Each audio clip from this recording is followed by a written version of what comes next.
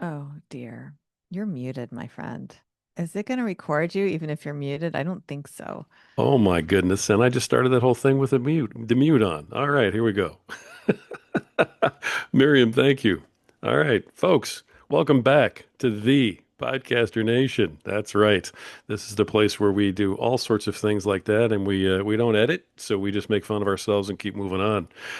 Folks, this is the podcast that is about podcasters. It's for podcasters. It's done by podcasters. This is the place where the rising tide raises all ships. So let's get sailing and bring in our guest today.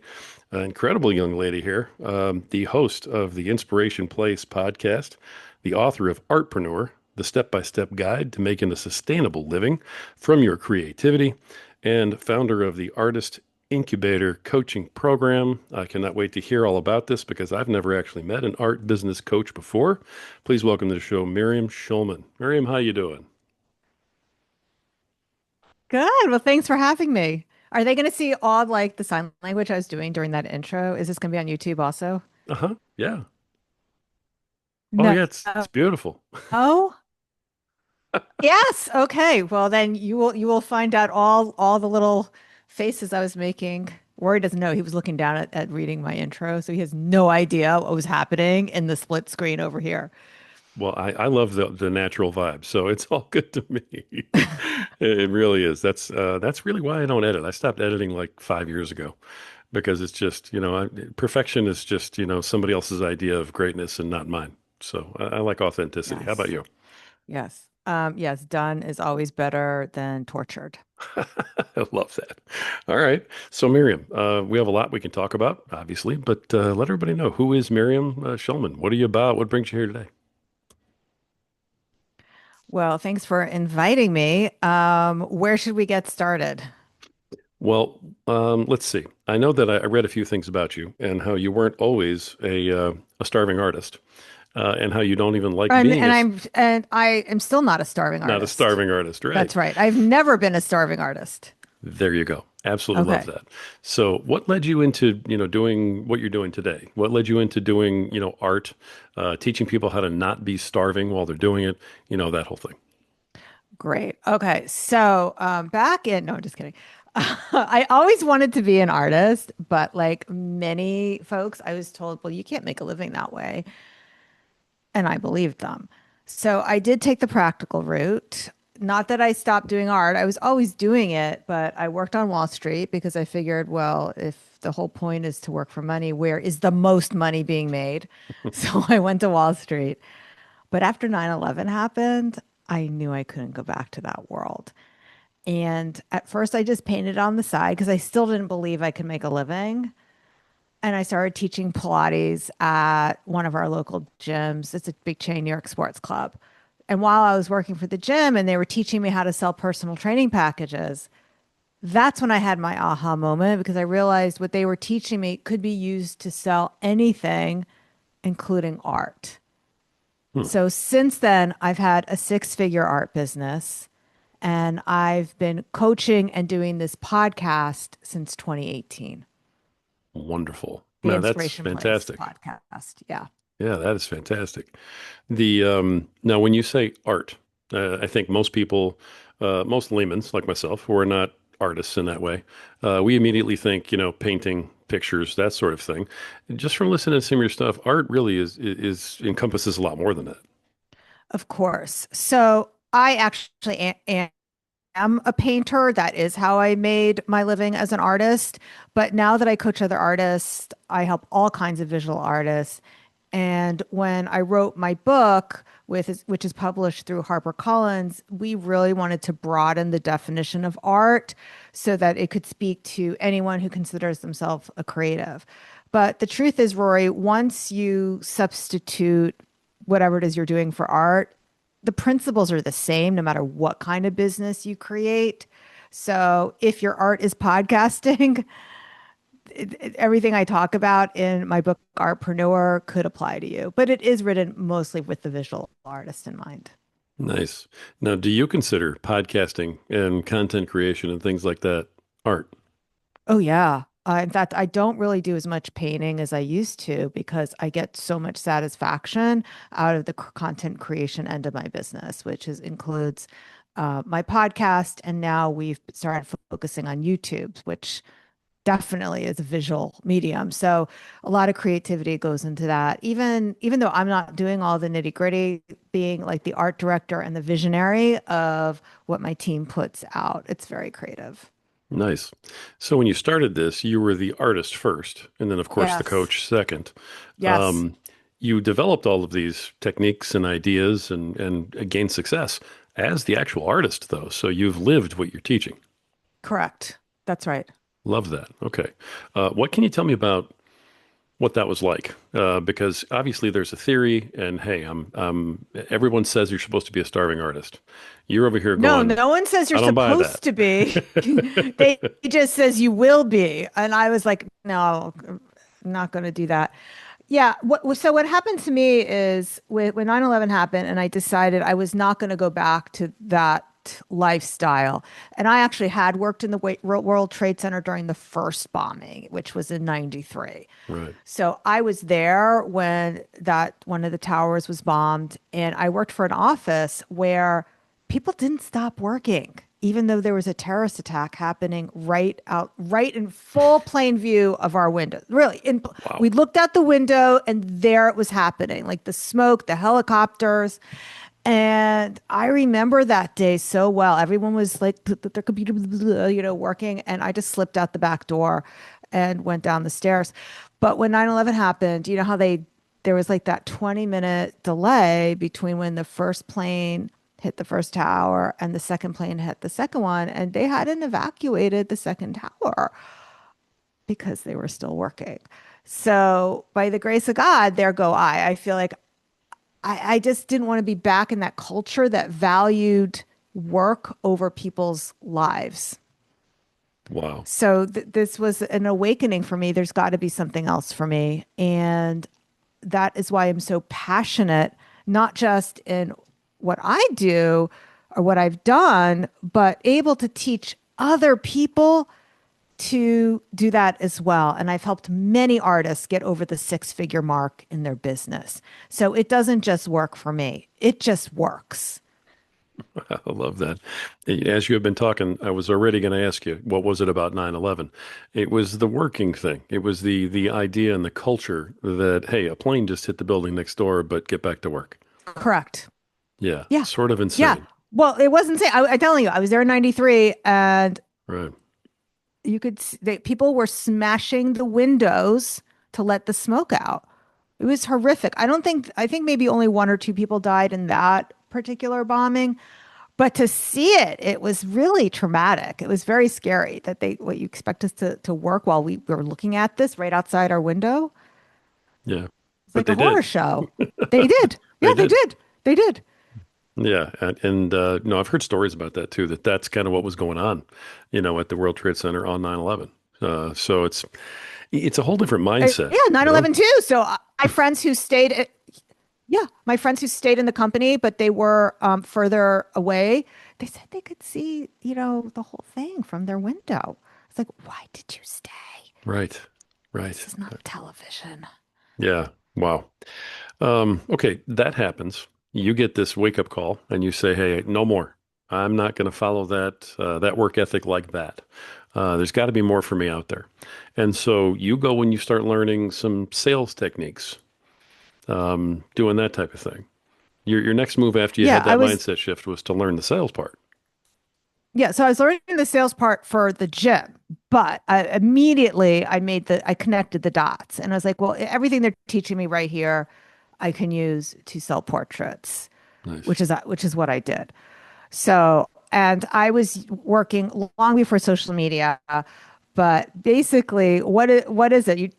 I put a portrait in the hallway, and when people came over, that was like my Instagram post, like, "Hello, do you want this thing? Yes, you do. Okay." And my son, who I painted back then, so he was 4 or 5, he would bring his friends over. He was so proud.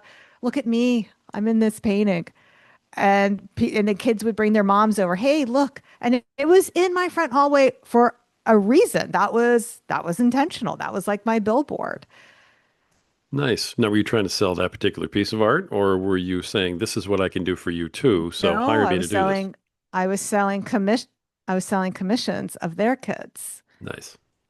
Nice. So it was grassroots movement that started this whole thing for you. Social proof. Yeah. Social proof. That's what I was saying. The techniques never change. They never change. Like the medium of how it happens might change, but it's all the same. In fact, a lot of things that I teach now to my students, and I talk about on my podcast, The Inspiration Place, Mhm. and I wrote about in my book, Artpreneur, is that if you market like it's 1997 with sending people postcards, printed things, you're way ahead of the game because everyone's trying to rely on social media, which is a dying game. Do you agree with that, Rory, or do we need to have a conversation about stats on social media? No, I think social media has been beaten to death, and there are an awful lot of really bad pieces of advice out there for folks on social media, which I think Uh, has really hurt it too. it really it's so true. Like Yeah. from people who either lack experience or integrity, or frankly both. Yeah. I think unfortunately it still is one of those things where what else are you going to do is the question that people ask. I wonder if you have an answer to that. Well, as I said, let's go back to what always worked. Right. So publicity, customer relationships, building your network. So it's all, I mean, social media is what we're doing now to build an audience, right? Right. But we're not really able to build an audience on social media unless you're paying for advertising, which is great. By the way, I spend a lot of money on that. I don't know about you, but that I still believe in. You're laughing. Do you spend money on social media ads? There was a time when I did. I don't anymore. No. But I Okay. Well, understand. It helps. Yes, for sure. yeah, I not to make a bigger following, but to get them onto my email list. So email marketing is the cockroach of marketing. It's not going anywhere. It still works with a 24% open rate. That's good odds. Sure. Social media, you have now an average 0.36 engagement rate on Instagram. Hmm. 0.36. That's less than four people out of 1,000. Yeah, that's So pretty to low. get it is so to get the same results using email marketing as on social media, you would need 6,000 followers on Instagram to have the same results as 100 people on your email list, assuming you have a 24% open rate. So 6,000 human beings versus 100 human beings, way easier to find 100 human beings interested in what you're doing than 6,000. For sure. Yeah, absolutely. I still see people who are running ads on social media advertising their social media. And I'm There, going, yeah, what are you doing? yeah. Oh, to make it like to grow it, like to Yeah, say, they're running ads to try and grow the social media account. okay, all right. I'm just gonna getting on the soapbox now since we're talking about this. That's all Okay, right. besides the stats, let's talk about the algo gods. So, when TikTok came along, they said, we don't care who's following you. We're going to show you whatever it is that we think you want. And Instagram copied that. This is, oh, you like cats? Okay, here's another cat video. Cats, okay. My feed, it's all tuxedo cats now, that and like bouncing gymnasts. So you can build a huge following, but those people may never see what it is that you're posting. And it's not just the big bad algorithm.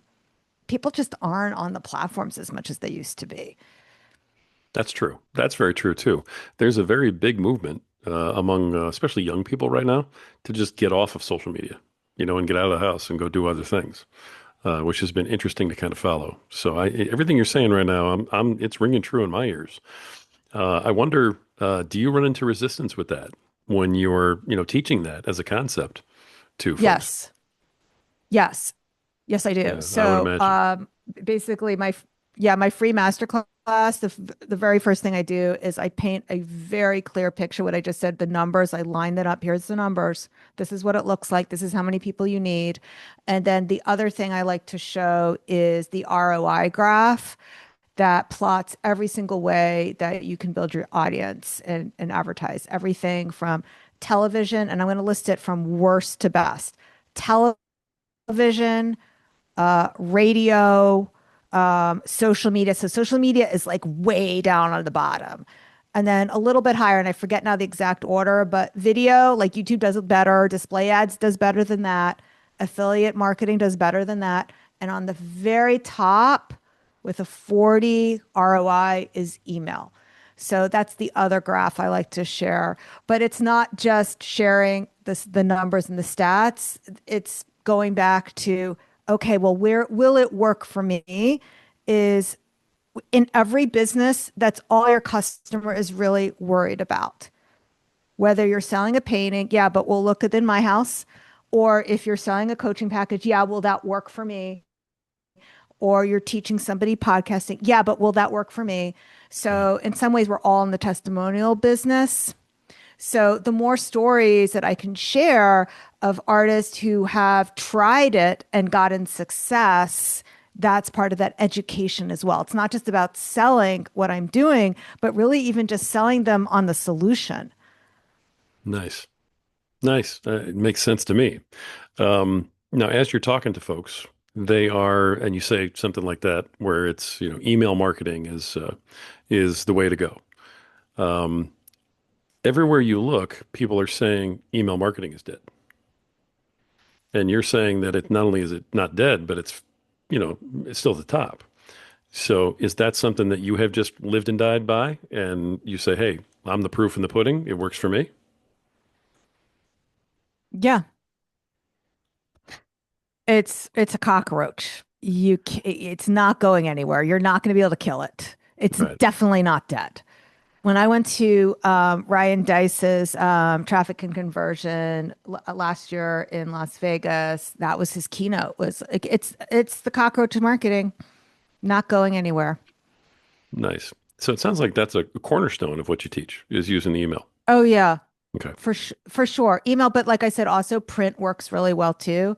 Artists, they want to know what's the magic email for getting into a gallery, and I said the magic is sending a postcard. Like send a physical piece of mail because there's no spam filter on people's mailboxes.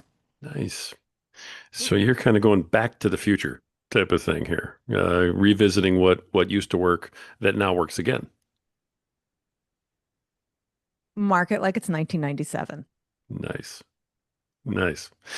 When you go back to your story, you were you working from home preparing these artworks and or works of art rather, and offering commission type scenarios, or did you get a gallery, or did you get into some other gallery? How'd that progression happen for you? Oh, great question. So for the 25 years that I was supporting myself on just my artwork, I was primarily a portrait artist, although I was also selling art on eBay in the days before Amazon Hmm. and on Etsy. As well as my own website. So I was basically a pioneer in all of those areas. Yeah, you're definitely like one of the originals. When you start talking about prior to Amazon, you've been doing this for a minute. Oh, yeah, that's right. I love it. All right. So you were building your own business, doing all this. Obviously, you were kind of keeping track of all the things that worked for you. And what made you say, hey, I'm going to take all this that I've learned and I'm going to go teach it to everybody else and be a coach? Great question. Well, because I was doing it too much for free. I was helping my friends, like they were saying, "Could you tell us how to do this?" And I really wanted to be part of like a mastermind, and I would form these peer mastermind groups of other artists, but I would end up being their free coach. And I was getting a lot of requests, "Can you coach me?" So around 2018 is when I started the podcast and I started taking clients. And not long after that is when I built the Artist Incubator program. Nice. Now I know that you have the book, you have the podcast, you've got the program. Within the program, is it a one-on-one mentorship type thing? Is it more of a course scenario where it's self-guided? Tell me about Great that. question. So my incubator program, the main one, which I have almost 400 artists in right now, it's a hybrid class slash group coaching. So they do get group coaching for me twice a month. I have a mindset coach that they can meet with in a group twice a month. And they also have the pre-recorded curriculum that they can access at any time. And then I give them also an accountability group, which has been a game changer for many of my students because there's one thing about being told what to do, and there's another about actually doing it. So having that accountability group has been so key for them to not only hold them accountable, but they see that somebody else sent an email that they were too scared to do.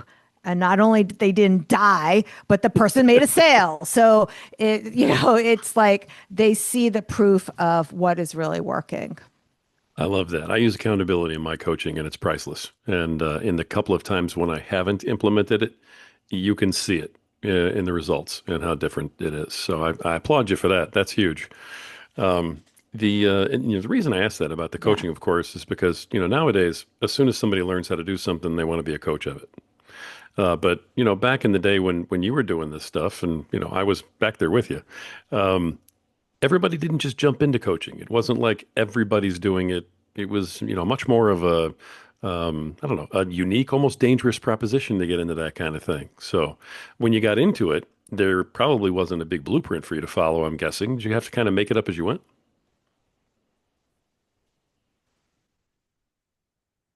Well, there's always some of that, but I practice what I preach. I was hiring coaches myself. So Nice.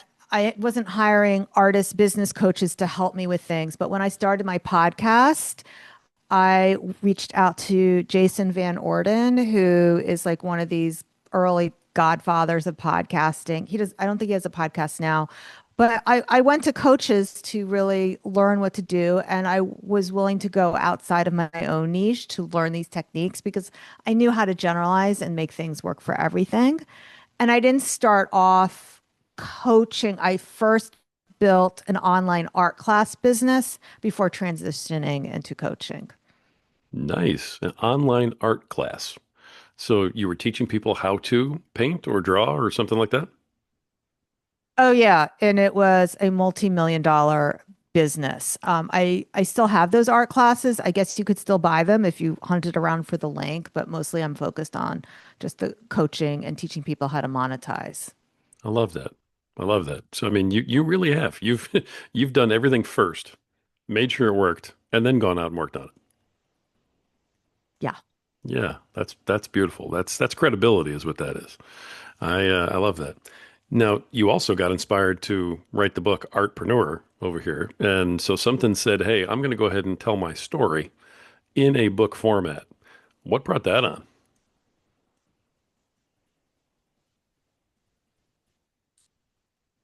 Well, and when I turned 50, people in their 50s, they start to think about legacy. So it was like, when am I going to write a book? What do I want to leave behind? What legacy do I want to leave? So I had already built this coaching practice. So I knew that my story fit a framework, and publishers love frameworks. And they also love authors who already have a platform. And I had both. So I had already had the platform through the podcast. I already had the framework through my coaching program, which had proof that people were willing to spend money on this kind of result. So putting into that book form was a natural step for me. Nice. And you went the way of the traditional publisher, like you said earlier, right? Yes, yes, HarperCollins. Right. Hair flip. I'm very proud of that. Well, I don't blame you. Yes. I don't blame you at all. If HarperCollins wanted to print something of mine, I'd be, blasting it from the rooftops. So I understand that completely. Now you're also in like what, a third printing? Is that right? I read something about That's that. right. That is right. Yeah, it's in its third printing. What that means for people not in the publishing world is that they take a guess on how many copies they think they're going to sell and they print that many. And if they don't sell it, they end up sending it to be pulped. But we sold everything. And then they made another print run, like another couple thousand copies. And then they sold those and they made a third print run. And I'm expecting we'll have a fourth print run. That's awesome. I mean, when you know what it means, you understand how impressive that is, because that means that your book has just wildly exceeded expectations if you're in a third printing and even hinting at a fourth one. So, congratulations.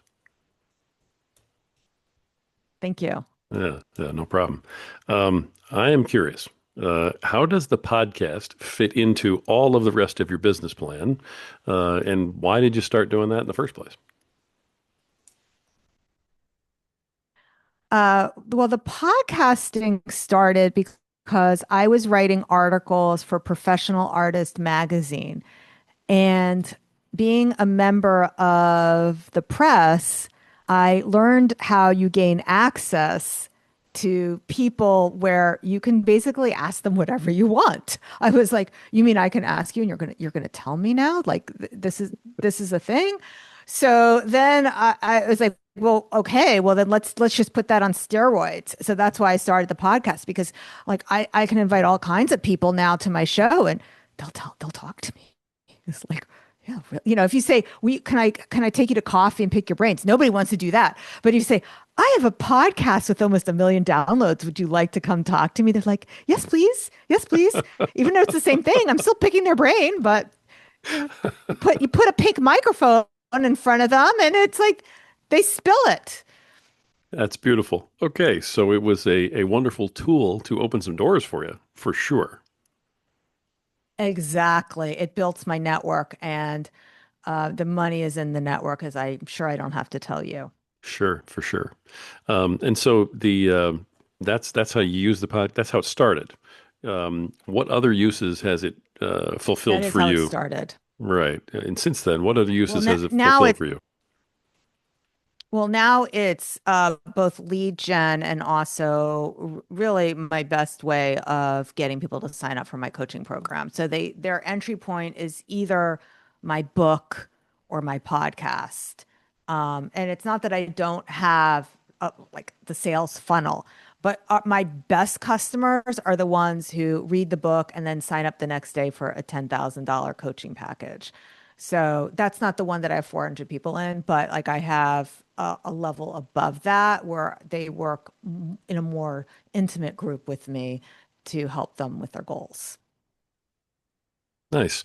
So the podcast is your marketing arm, obviously, as well as lead gen, and obviously gives you a huge dose of credibility in the marketplace as well with what you're trying to do.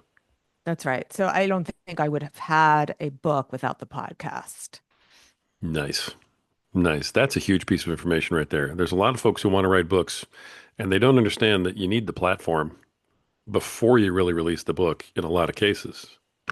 Even if you're self-publishing, Yeah. okay? Because I mean, you need the peoples. So, Right. Now you do podcast guesting. You're here, of course, which I'm very grateful for. yeah. I love having this conversation with you right now. Has podcast guesting been a part of your marketing plan, or is it something that you just do to, increase your network, spread the word a little bit? Oh, it's huge. So when you're building the audience, Mhm. and we kind of touched upon this before, that you want to get people onto your email, but they're not going to stumble upon you on Instagram, as we've discussed. Right. So there's three ways to build your audience. One is all your organic methods like Instagram. And the second way is other people's platforms, publicity, however that looks for you. So for many of my artists who are visual artists, it's not necessarily going on podcasts. That would be getting into to magazines or getting onto YouTube shows. But for me, podcasting has been a great way for me, and podcast guesting has been a great way for me to build my audience without spending money on advertising, which is the third way to grow your network, to grow Love your that. audience, paid advertising. So three ways. There's three ways. It doesn't matter what business you're in, only three ways. Nice. Very nice. Now, for folks who have not yet heard your podcast, tell them a little bit about what they can expect when they do tune in. Interview based, solo episodes. What do you cover? I happen to know you're both because I listen to it, but tell everybody who hasn't heard it yet. Yeah. So if you like what I talked about today, you can come find me on the Inspiration Place podcast. I try to have a rhythm of alternating between solo shows and guess. Not all my guests are artists, although a lot of them are, but I will have somebody like a LinkedIn expert to come in to help me like I said, I like to pick their brains. And I'm going to ask them the questions that I know my listeners are dying to ask them. So that's why people listen to my show. They like I get a different kind of perspective where if you're tired of those marketing shows that they were only interviewing weight loss coaches, this will give you a little bit of a fresh perspective on marketing. I'm sorry that I caught that little shot there. That was very nice. I'm glad you're laughing at my jokes. Like I Very really like nice. sometimes like I give these little digs and I don't know how they're gonna go over. Like, oh, that joke landed like a lead balloon. That was I no, I actually had someone who reviewed me once as a host and said, "Boy, he really laughs a lot." And I'm oh like, "That's if you're not going to laugh when something's funny, what are you doing on a podcast?" Right? yeah, Yeah. right. You got So, to let your audience know. I Yeah. mean, come on. Yeah. No, if I didn't have fun doing this, I couldn't keep doing it. But I am curious because of everything we talked about already today. One of the questions I ask folks about their podcast is, how do you promote it? And after the conversation we've had, I really can't wait to hear the answer to that one. How do you promote the actual podcast? Okay. So I mean, there's a lot of things I can share here, and since I don't have a class on how to build your podcast audience, nothing is gated. So first of all, it is about putting that podcast into every single thing that you do. So anytime you create a download freebie, there's better be a page in there that says you have a podcast. Like in my book, like I don't know how many times I mention the Inspiration Place podcast. When you're a guest, you say, and I'm my podcast, The Inspiration Place. So it's every single thing that you do, everything has got to be integrated. That's one way. How Okay. much time do we have? We have like a 20, you want to talk about that for the next 20 minutes, like how to build your audience? Is that all you I want mean, I'm open, but to? no. You sound like you got a couple of them though. You want to give us one more? Yeah. Okay. I'm going to give you another one. Go for it. And it kind of ties into the guesting. But what I see people do, which is a mistake, is always trying to get before they give. So I always like to give before I ask. So if there's an audience that I want to get in front of, I will build a relationship with that host by inviting them to my podcast.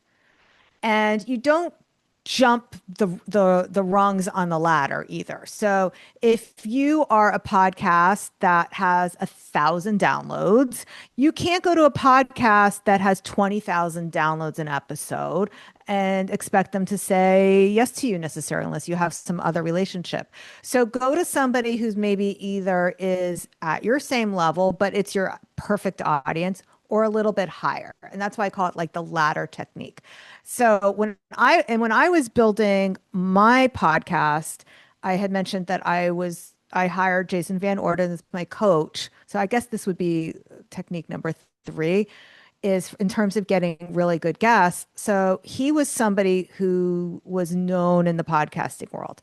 I had my coach as my first guest. Now I can go to Jason's friends and I say, "Hey, Mike McAllowitz, I had Jason on my show and I would love to have you on my show."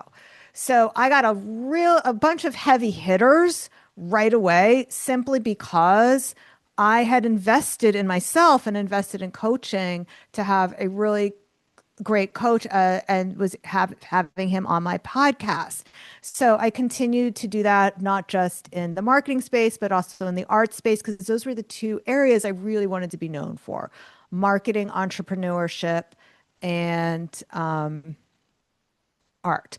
So to kind of go up that ladder, so then I can go next to Amy Porterfield. Hey, Amy, I had Mike McAllowitz and I had, this person and this other person who I know you're hanging out with on my show. Would you like to be on? Oh, yes, please. I would like to be on your show. So then I go to the next person. Hey, I had Amy Porterfield and Laura Belgray on my show.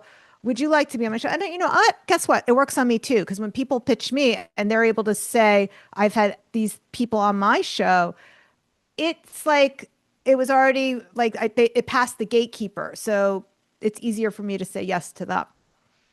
So it's a Yeah. great way to build your network by having really great guests on your show, building those relationships. Some of them will reciprocate. It's okay if they don't, but it's a great way to get in front of their audience and build your network. Because if you have a quality interview and you really let your guest shine, they're going to share that episode.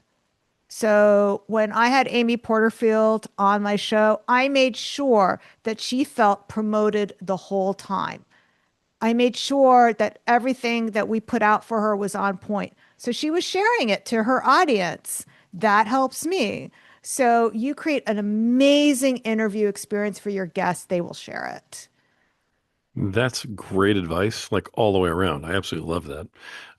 And you bundle it up pretty nicely. So it's use the ladder technique and then network your way up the ladder. Correct. Did I give you the Reader's Digest version of that? Before we hit record, Rory, I said like, well, what are you going to share? It's like, I don't know. How much time do we have? Oh, I love it. I love it. Okay. And I got to give you credit because I noticed that you were doing that, making sure that you were saying your podcast name, even here today. So again, you do practice what you preach, and I can't tell you how many folks simply don't do that very simple thing of you need to say it yourself. If you're not talking about your podcast, then why would anybody else? Right, because they don't know that you have one. Right. I mean, that kind of hurts. It kind of impacts your sales a little bit. Yeah. All right, beautiful. All right. So, all right. You did put a couple of things on here, and I wanted to kind of bring up some of these quotes that I read about you. One of them was, why do most artists under earn? And I really, especially after talking to you for a little while here, really looking forward to the answer on this one. And again, when we're talking about artists, we aren't just talking about painters and things like that. You're talking about podcasters and content creators No, too. here's the thing. The reason artists under earn is the same reason anybody under earns is because they think cheaper is easier to sell. And Mm, that's just not true. So people need to buy things that are reassuringly expensive. reassuringly expensive. Reassuringly expensive. All For right. example, are you going to be hiring the cheapest plastic surgeon? No. Your people are not using pricing as a deciding factor. Are you into watches, Rory? Some men are. I don't know if you are. Are Sure. you into Yeah. watches? Are you Yeah. just Why going to not? play with me or just say yes? Okay. Oh, yeah. I So love if watches. okay, so if I said, hey, I have this Rolex here, and it's $47, what would you buy it from me? No, actually, I would think you stole it, probably. Okay. Yeah. What about it's $400? Yeah. Probably not yet. No. $4,000? I'm going to listen to what you're telling me. Okay. Um, it would really have to be $6,000 before people would take it seriously. I did research on this. This research didn't make it into the book, but I just figure your audience might like it anyway. Yeah. They thought like if you talk about Rolexes to artists, you're going to be hard to relate to. They're probably right about that. But I went to like a used watch store in my hometown, and their cheapest used Rolex was $6,500, and that's more than if you buy it full price for a cheap the low end Rolex online. And that's because they know that it's harder. It's harder to sell a low priced Rolex than a premium priced Rolex. Hmm. If people doubt the value. It's what Thomas Veblen coined a Veblen good, something that's easier to sell the more expensive it is. So if you're not into watches, like ladies who are listening, there's a reason why those handbags are $40,000 and there's a wait list because people are buying the status that goes along with it. Because it's expensive, it makes it more desirable, or a Wow. Tesla. Because it's expensive, it's more desirable. So cheaper is not necessarily easier to sell because people are not using price as the deciding factor. So write that down. It needs to be reassuringly expensive. Reassuringly, I love that. Reassuringly expensive. I haven't heard that term before, but I get the idea. Everywhere you look, people are always trying to coach folks and say, "Hey, you need to charge more for your course. You're worth more, so on." But I've never heard anybody actually break it down to the brass tacks as to why like that. So that was cool. Thank you for bringing that Yeah. up. Yeah. Hair flip moment. Oh, definitely. I wish I could, but yeah, Yeah. I'm alone here. So, all right, yeah. I love that. All right. Okay. Let me give you my corny question for a minute because Oh man, I no. can't wait to hear the answer to this. It's not an option. You're gonna get it whether you like it or not. You can pass on it if you want. All right, you ready? You sure? You ready? As you're doing your podcast, what is it about doing your podcast that you love the most? And what is it about doing your podcast that you just absolutely positively would love to throw it out the window, hate the most? Okay. Well, what I loved the most in the beginning is that it was just audio. And what I hate the most now is that it's video. So I have no problem being on video. That's not the problem in and of itself. And with interviews, that's not a problem. But with solo shows, I used to like to write it down and script the whole thing. Mm. And now I'm sitting there like trying to look at my notes off of a teleprompter so that they're not seeing my janky eyes going back and forth. So I don't know if that was such a corny question, though. I think that's a pretty legit question. What do you like and what do you hate the most? Do you have a cornier question? No, really, it's just kind of a corny question. It's like, what do you love the Okay. most? What do you hate the most? So, I Well, throw that's it out there. it. Yeah. What I So love the most is that when I can just, what I used to love the most, it was just audio. So I like interviewing when I don't have to really prepare as much. got it. And what Yeah. you hate the most is that now it's video too.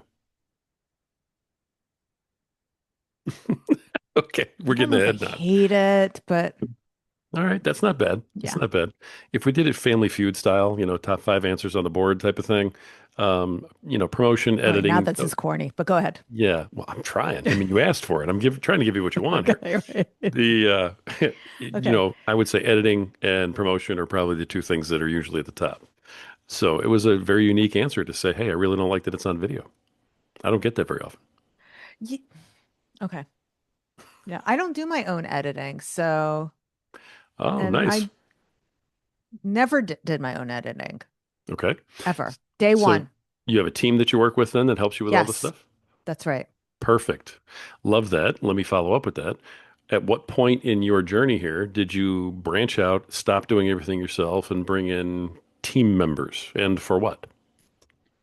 Okay, so before I had the podcast and before I was coaching, and even before I had an online class, I used to hire summer interns to help me. And it was after I decided to create my first online class that I decided I need help more than just the summer. So that's when I went out and hired help. Nice. And Nice. That's yeah, pretty early in the process. yeah, it was. So right now I have a full-time employee who started working for me over 10 years ago when she was in college. And when I started off, it was $10 an hour. Now she gets full salary, benefits, 401k, healthcare, the whole thing. And I also have team members who I pay them generously for them, but they live in the Philippines. So it's a little more affordable for me. Sure. That's outsourced type stuff then, right? Yeah, I have another full-time team member who kind of helps me project manage everything. And then I have contractors. I have a video editor and I have a podcast editor. Nice. So as far as anybody who's listening to this, what sort of milestone do they have to hit, or what sort of problem do they have to need solved before you think it's a good idea for the average person on the street to go out and start getting that kind of help? Well, not the full team that I have, Right. but start with what I call, I'll show you how I do how it works. What I call an artpreneur, the business babysitter. So when I first started getting help and I had kids at home, instead of paying a babysitter to watch my kids so I can do this Mickey Mouse stuff at the computer, I hired either paid an summer high school student or later the college student. I was paying them $10 an hour to do that stuff so I can spend more time with my family or spend more time making my art. So really the philosophy needs to be only do the things that only you can do. And if someone can do it cheaper, faster, or better than you, get them to do it. Beautiful. Beautiful. All right. I love that. Great advice. You've been given a lot of great advice today. So, you're going to have to come up with something really unique for the final question that I'm going to hit you with here in just a minute. Um, but I bet you come through. I bet you do. So, Yeah, I uh, told you there's more where this came from on the Inspiration Place podcast. So and there this you is go. not a dry well. There you go. There you go. Right. I hope that everybody at home is listening to this right now because how many times do you think you've said your podcast name today? Maybe five? I don't I don't know, but it could be a drinking game, like if they go back and listen to the podcast again. What do you There you think? go. I love it because I think it's been maybe five of the podcast and at least three of the book. I think that was the third one of Oh, the book that we are just you had. counting, or like do you actually have like a word thing showing you that like No, it's an really AI just thing? You're I'm just old. I just go on guessing. I don't memory. know. It's a memory guess, but Okay. I do this podcasting thing a lot, so Yeah. you know, you Okay. wouldn't know it So by the way I started the episode, but I actually do this a lot. yeah, and I'm going to call you out in case he edits that part out. He started his intro fully muted. It was just so It horrible. was yeah. No, yeah, fair warning. I'm not going to edit any of it out Oh, because okay. I coach podcasters on things like that. And so when I make a huge mistake like that, I leave it in and I use it as a teaching moment. Because, if I've been doing this as long as I have and I'm, coaching other folks on how to do it, hey, anybody can make these mistakes. That's just how it goes. So if you can't Yeah, laugh at yourself, I figured you meant to mute me because sometimes I do mute the guest when I'm reading the intro because like if a dog barks or whatever their girlfriend barges in, I don't want to have to redo it. So, well, since we're doing true confessions right now, no, I just, before we get going, I do a little, till I get going. And I usually hit mute so that it's not, in your ear, right, when I'm trying to do that. oh, And I just forgot to unmute it when I started talking. mm, So, it can happen. And okay. I just laugh. That's just how it goes. All right. But Last question, I right? appreciate it. This is the last question because we're going to get you out of here. I appreciate all your time. I appreciate all your honesty and how open you are with everything. And I love the advice you've given everybody today. And leading by example has been absolutely wonderful. Folks, listen to this podcast again because this lady's doing every single thing that she's telling you to do during this show. All right. It's like a live demo almost on how to promote. Last question. Here we go. What is your best piece of advice for podcasters out there who are just not quite where you are in their podcasting journey? Oh my goodness. This is the same advice I would give an artist, a business person, podcaster. The problem is people give up too soon. Hmm, So when I started podcasting, I think the average download per podcast was like 150. I'm assuming it's lower now. Like maybe it's like you would know. I'm not up to date on what it is, but people think that when they start off the gate, they're going to get thousands of downloads. They know they have to work hard to build their podcast, but they don't really know how hard they have to work. And if you want to be successful, you just never give up. that's great. That's absolutely great. Short, sweet, simple, to the point, very basic, and very, very, very true. So, unfortunately, I think the average download now is somewhere in that like 25 to 30 Oh, range. really? Okay. Yeah, we've got a lot more podcasts now than back when you were doing it, back when I was doing that stuff. It's there's a few million out there now, so it is what it is. All right, Miriam Shulman, um, my goodness, host of the Inspiration Place podcast, the author of Artpreneur, the step-by-step guide to making a sustainable living from your creativity, and the founder of the Artist Incubator Coaching Program. Miriam, you have been absolutely wonderful today. It's been fantastic getting to know you and just hearing everything you have to say. And you have dumped a wealth of knowledge on the people who are listening to this episode. I hope they appreciate it as much as I do. Thank you for coming on today. Well, thanks so much for having me. It's been an honor. Thank you very much. Folks, this has been another awesome episode of The Podcaster Nation. This is the podcast that's about podcasters. It's for podcasters and it's done by podcasters. And this really is the place where the rising tide truly raises all ships. So keep sailing.